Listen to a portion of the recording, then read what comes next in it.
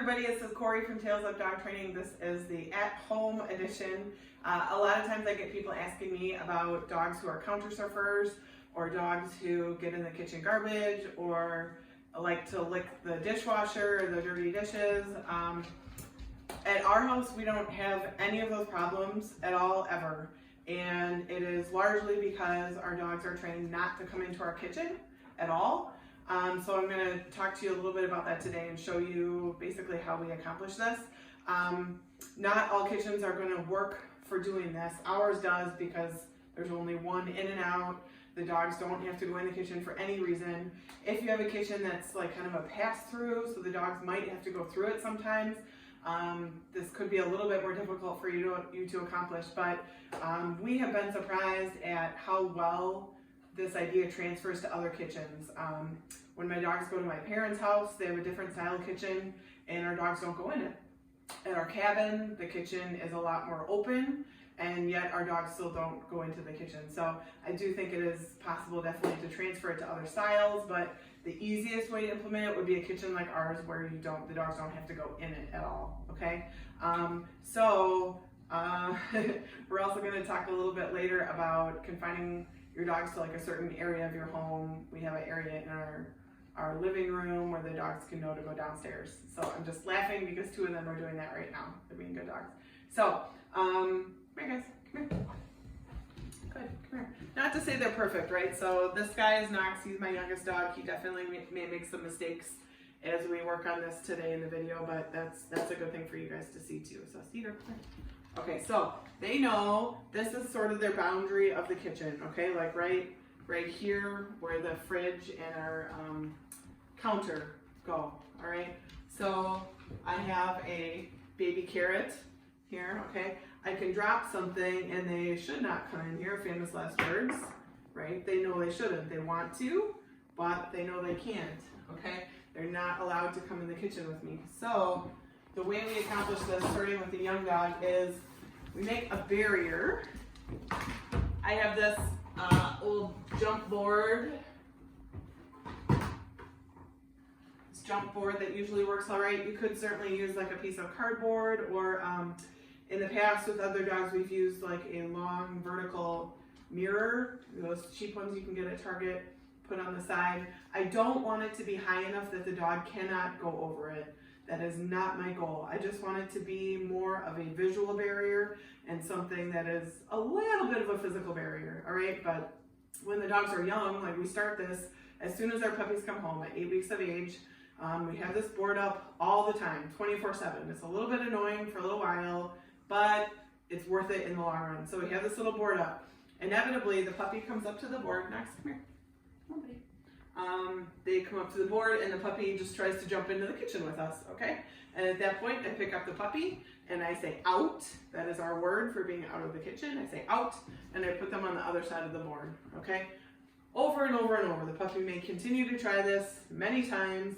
Every single time the puppy jumps the barrier into the kitchen, I'll say out, pick them up, put them on the other side. Once I notice that the puppy is no longer attempting to jump over this barrier, then I can wean it down to something lower, okay, or something less. Again, it's just something visual. So I have this other little board, or like a jump bar. This is hard because it rolls around, so we have to tape it down to the floor, which I didn't like to do, but you could. This is doesn't roll as much, so it's just a little easier. So then we go to having this little line on the ground. Here, guys, come here. Cedar, come on. Baker, come on, buddy. Come on, buddy. Right, so they know we do not go behind this little board, okay? And again, if the dog wanted to cross over the board, I would say out, and I see he backed up when I did that, if you could see that on the screen. I would say the word out, and I would take them on the other side of the white board on the ground, okay? And you know, at any time, like again, no dogs are perfect, none of us are perfect, so sometimes our dogs still will try to challenge this at times. Not very much, but like again, this guy's younger, he's a little more likely to try to challenge something. So I'm gonna try dropping this little carrot again, and if he comes into the kitchen too far, I'm gonna like kind of defend my area. I'm just gonna step toward him. I'm gonna really try to prevent him from eating the carrot that he's rewarding himself.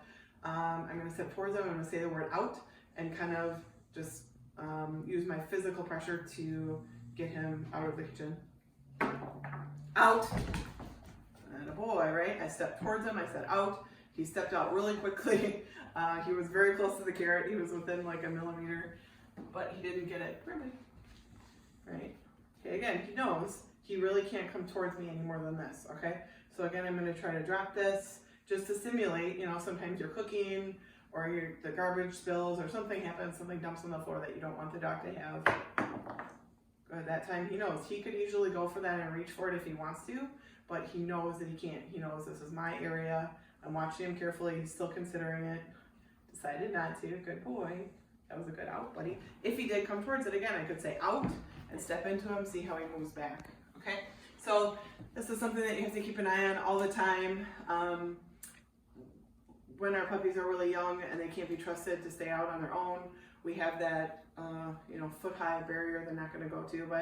But you know, normally on a daily basis, our dogs are out in our house and they don't try to come in here. They know this is not their area. The 3 dogs we have now, none of them have ever in their lives set foot in this kitchen.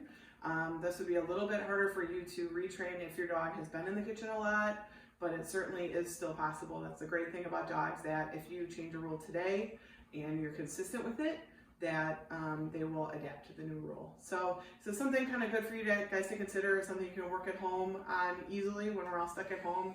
And again, it has some really good benefits. The dogs don't get on the counter, they're not counter surfers, they're not in our garbage, they're not in our dishwasher. Like, I can leave food out on my counters and I have zero concern that they're going to get into it. So it's something for not getting in the kitchen.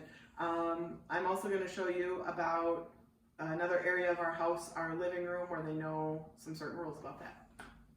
We have another kind of helpful rule for our house.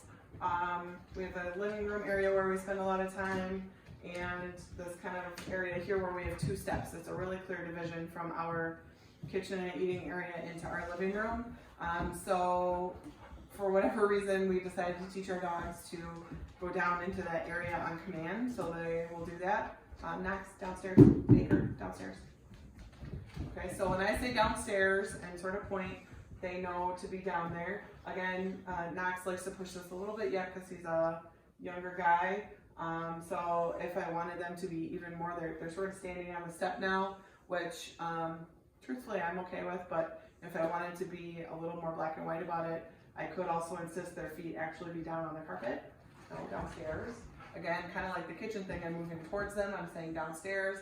My physical pressure and moving into them is causing them to back up a little bit down there. So, I mean, they'll stay down there, you know, when we're eating dinner or a meal or whatnot. We often use this a lot of times too when we have company. Our front door is right behind me, so when people come in, we can tell the dogs downstairs. There you go. And then they'll stay down there. It's kind of a nice way. Again, people often ask about dogs that get very overexcited when they have company come to the house. Our dogs are no different. They love to have people come over. They get very excited about it. But the problem with putting them away in a different room is then you always still have that level of excitement again. When you let them out of the room, then they're crazy for a little while.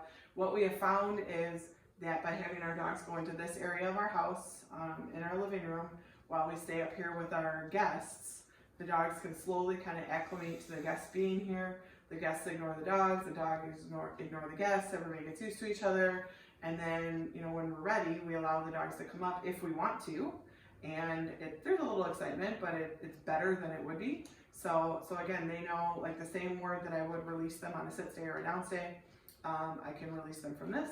Okay. And then they know they're okay to come up here and be with me, and then for whatever reason, I want them down there again. You guys, downstairs. Yep, you too, champion, downstairs. Right, and that's a good example, right? Again, they're not perfect. If they don't go, I just take them and make them go. You know, they know the rule. Okay. Yep, okay. He usually errs on the side of caution, typically stays down there a little longer than he needs to, which is trying to be a good boy, so that's fine. Come on, guys, downstairs. Yep, forgot the toy. Yeah, so that's kind of another tool that works depending again on your house, how you could implement it. It's great here because we have a really strong threshold, like we have a railing, there's carpet down there, there's wood up here, there's the steps, it's very, very clear. But you could definitely implement this even if you just have a flooring change of like hardwood or linoleum down to carpeting. You could for sure teach your dogs just to stay in the carpeting area. So those are some ideas. Hopefully they help you manage your dogs at home, and these are great things to work on during this time when we are home with our dogs a little bit more than normal. Thank you.